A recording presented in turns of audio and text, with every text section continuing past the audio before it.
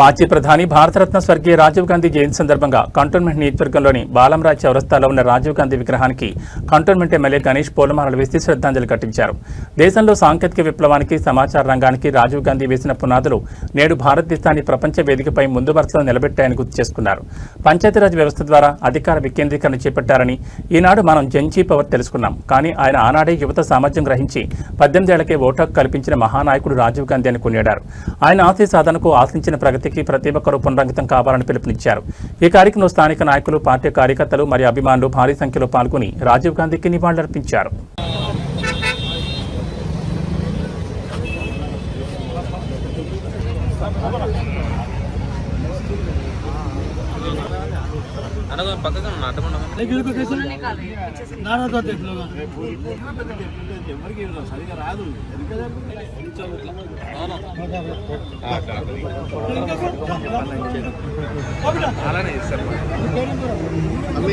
తీస్తున్నా పడుతున్నా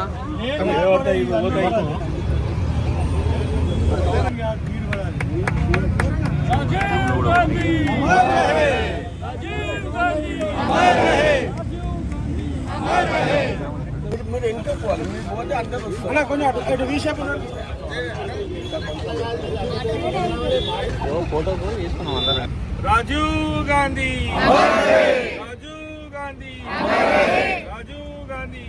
అందరికీ రాజీవ్ గాంధీ గారి జయంతి శుభాకాంక్షలు. ఈరోజు స్వర్గీయ రాజీవ్ గాంధీ గారు విజన్ ఎలా ఉండే అంటే, ఈనాడు జెన్జీ అని ఈరోజు చెప్తున్నాం మనం. జెన్జీలది ప్రభావం ఎలా ఉందనేసి వారు ఆనాడే గుర్తించి 21 సంవత్సరాలకు అప్పుడు ఓటు హక్కుని 18 సంవత్సరాలకు తీసుకొచ్చారు. ఎందుకంటే యువకులతోటే దేశ భవిష్యత్తు మారుతారని నమ్మిన వ్యక్తి ఎవరైనా ఉన్నారంటే రాజీవ్ గాంధీ గారు. ఈ రోజు జెన్జీ అనేది ఇప్పుడు మనం మాట్లాడుకుంటాం ఈ జనరేషన్ లో, కానీ ఆనాడే ఆయన చెప్పినంటే ఆయన చూపు ఎంత దూరం చూపు అనేది మనం అర్థం చేసుకోవాలి.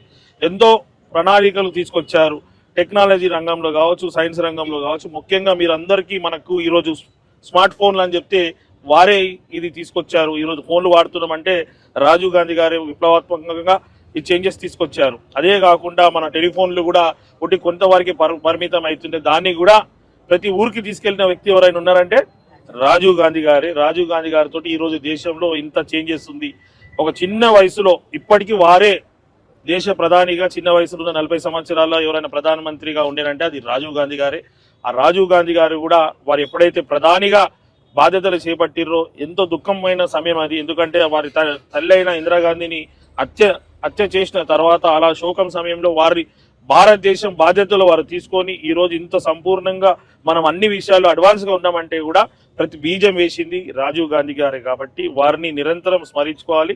వారిని స్మరించుకొని వారి అడుగుదారులు నడవాల్సిన బాధ్యత ప్రతి ఒక్క కాంగ్రెస్ కార్యకర్తది బాధ్యతలు వారు భుజాల మీద వేసుకొని ఎంత భర్తలు సంపాదించినా, ఎంత మగవాళ్ళ ఇంటికి తీసుకొచ్చినా ఇల్లుని చక్కదిద్దేది, పిల్లల భవిష్యత్తుని బాగా చూసుకునేది కూడా మహిళలే. కాబట్టి అలాంటి మహిళలు కూడా రాజకీయంలో వస్తే చాలా డెవలప్మెంట్ అవుతుంది. కాబట్టి స్థానిక సంస్థ ఎలక్షన్ లో కూడా 33% రిజర్వేషన్ తీసుకొచ్చి ఇలా ఈ రోజు మా మహిళలందరూ పెద్ద ఎత్తున రాణిస్తురంటే కూడా అది రాజీవ్ గాంధీ గారి చొరవని అని కూడా సందర్భంగా తెలుస్తున్నా. ఇప్పుడు ఈ రోజులలో మోదీ గారు మాట్లాడతారు రిజర్వేషన్, మహిళల రిజర్వేషన్ అనేసి. మహిళా రిజర్వేషన్ ఆ రోజు ఆలోచించారు, కానీ ఇన్ని సంవత్సరాలు ఇది భారతదేశానికి స్వతంత్రం వచ్చి వారు పోయిన తర్వాత కూడా ఎలాంటి మార్పులు రాలే. మార్పులు ఏమని వచ్చింది అంటే కాంగ్రెస్ తోటే వచ్చింది. కాంగ్రెస్ ద్వారానే స్వతంత్రం వచ్చింది. స్వతంత్ర భారతదేశాన్ని కూడా ఈరోజు ఇలా ఇంత మంచిగా డెవలప్మెంట్ అవుతుందంటే కాంగ్రెస్ బీజాలతోటి, కాంగ్రెస్ ప్రధానమంత్రితోటి. ఇప్పుడు అందరికీ తెలుసు నడవనికి రావడం చాలా కష్టం. ఒకసారి నడిచిడు వస్తే ఈజీగా నడుస్తారు, వీలు పట్టుకొని నడిచినట్టు వారు కూడా భారతదేశాన్ని ప్రతి ఒక్క విషయాన్ని కూడా వారు భుజాల మీద వేసుకొని దూరం చూపుతో ఆలోచించారు. ఇప్పుడు కూడా రాహుల్ గాంధీ గారు కూడా అదే బాటలో నడుస్తూ చేయడం. 33% మహిళలకు స్థానిక సంస్థ ఎలక్షన్ లో రిజర్వేషన్ ఇస్తే బాగా డెవలప్మెంట్ అవుతుంది లోకల్ బాడీలు అనేసి. లోకల్ బాడీ ఎలక్షన్ లో కూడా 33% రిజర్వేషన్ కూడా కల్పించింది రాజీవ్ గాంధీ గారి.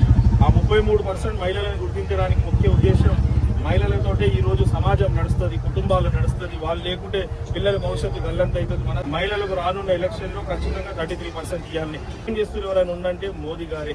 ఈ రోజు ఇదే కాకుండా కంప్యూటర్ గురించి మనం ప్రపంచవ్యాప్తంగా మాట్లాడుకుంటున్నాం. మన ప్రపంచంలో ప్రతి 10 మందిలో 4 మనులు రాణిస్తుంది. కంప్యూటర్ రంగంలో కూడా, సాఫ్ట్వేర్ రంగంలో ఇంత నిపుణులు అయ్యారంటే కూడా ఆ రోజు వాళ్ళు బీజం వేసినందుకే ఈ రోజు హైదరాబాద్ కావచ్చు, మన ఇండియాలో కావచ్చు, ప్రపంచం మొత్తంలో మనోళ్ళు వెళ్తున్నారు అంటే ఈ సాఫ్ట్వేర్ రంగంలో కూడా వారే బీజం వేశారు. కాబట్టి వారి దూరం చూపు, ఒక విజనరీ లీడర్ ఎవరైనా ఉంటే వారి బాటల్నే మన రాహుల్ గాంధీ గారు కూడా నడుస్తూ ప్రతిపక్షంలో ఉన్నా కూడా ప్రజల పక్షంలో నిలబడి ప్రజల అవసరాల మీద పోరాటం చేస్తూ మనం అందరం తోడుండాలని